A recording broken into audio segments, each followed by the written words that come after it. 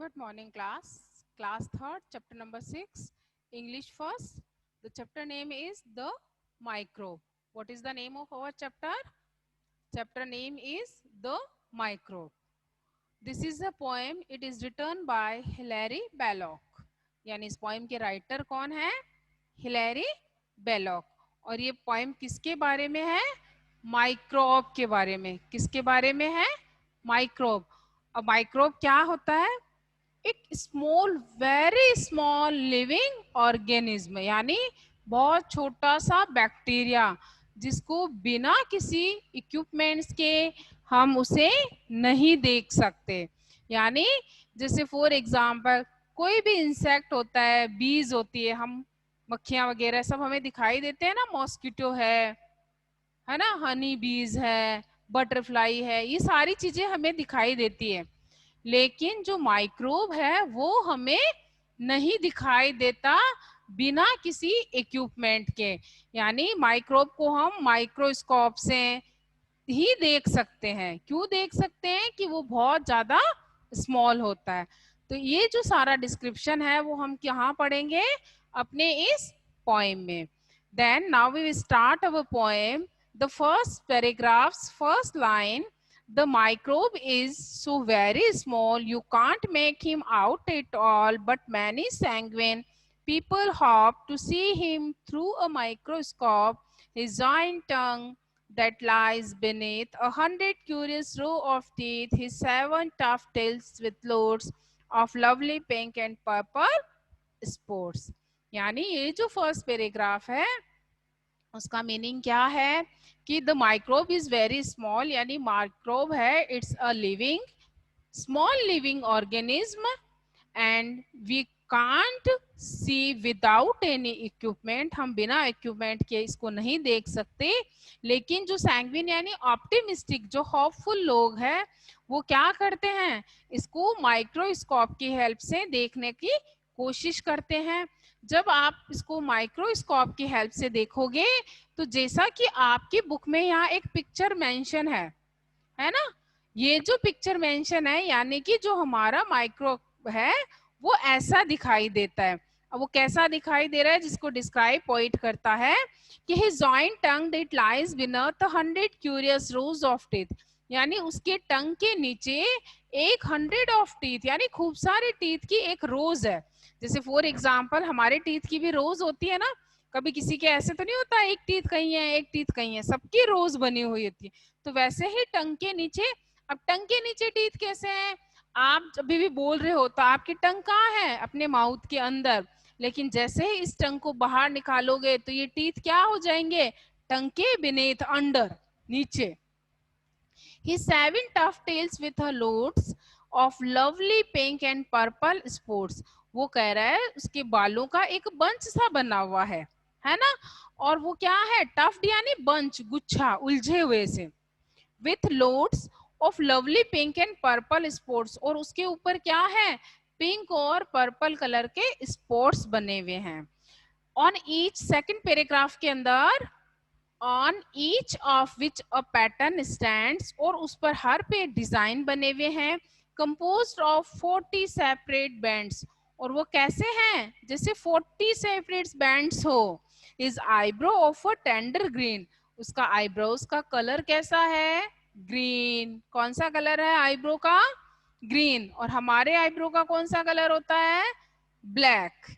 यानी जो माइक्रोब है वो थोड़ा सा डिफरेंट है. नेक्स्ट लाइन में, all these have never yet been seen but scientist who ought to know. अब वो ये बताता है कि सबने तो इसको नहीं देखा होगा. क्यों नहीं देखा? क्योंकि ये बिना इक्विपमेंट के, बिना माइक्रोस्कोप के दिखाई भी नहीं देता है. फिर वो बोलता है assure us that they must be so, or let's never doubt, but nobody is sure about. जो पॉइंट है वो क्या कहता है? मैं डाउट नहीं कर रहा हूँ कि माइक्रोब नहीं है.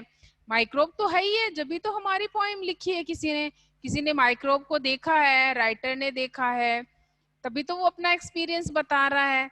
तो वो बोलता है कि साइंटिस्ट को इसके बारे में खूब सारी नॉलेज लेनी चाहिए और हमारे डाउट्स क्लियर करनी चाहिए.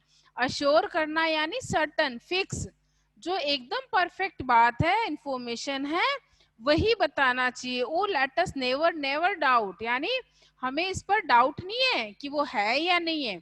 माइक्रोब तो है, लेकिन सारे जने या नो बॉडी श्योर अबाउट, कोई इसके बारे में श्योर नहीं है। तो ये नॉलेज है वो किसको है? ओनली साइंटिस्ट को। तो students, in this poem we learn about, we read about microbe and its looks, कि हाउ इज माइक्रोब लुकिंग, कि माइक्रोब कैसा दिखता है। फिर देखो एक फोटो बनी हुई है आपकी बुक में, इसमें एक देखो साइंटिस्ट है, यहाँ स्लाइड्स लगी हुई है, वो माइक्रोस्कोप से उसको देखने का कोशिश कर रहा है, ट्राई कर रहा है। अब देखो इसके अंदर क्या है, खूब सारे हार्ड वर्ड भी है। फर्स्ट वर्ड क्या है? माइक्रोब। माइक्रोब क्या होता है? जैसे अभी क्लास स्टार्टिंग में मैंने आपको बताया था, माइक्रोब एक बहुत छोटा सा स्मॉल सा लिविंग ऑर्गेनिज्म है। देखो जैसे मैंने अब यहाँ पे एक डॉट लगाया, आपको नहीं दिखाई देगा, और यही मैं बड़ा सा डॉट लगाती हूँ तो आपको दिखाई दे जाएगा। तो माइक्रोब भी क्या है? अपने डॉट की जैसे एकदम छोटा सा है, जो बिना माइक्रोस्कोप के दिखाई नहीं देता है।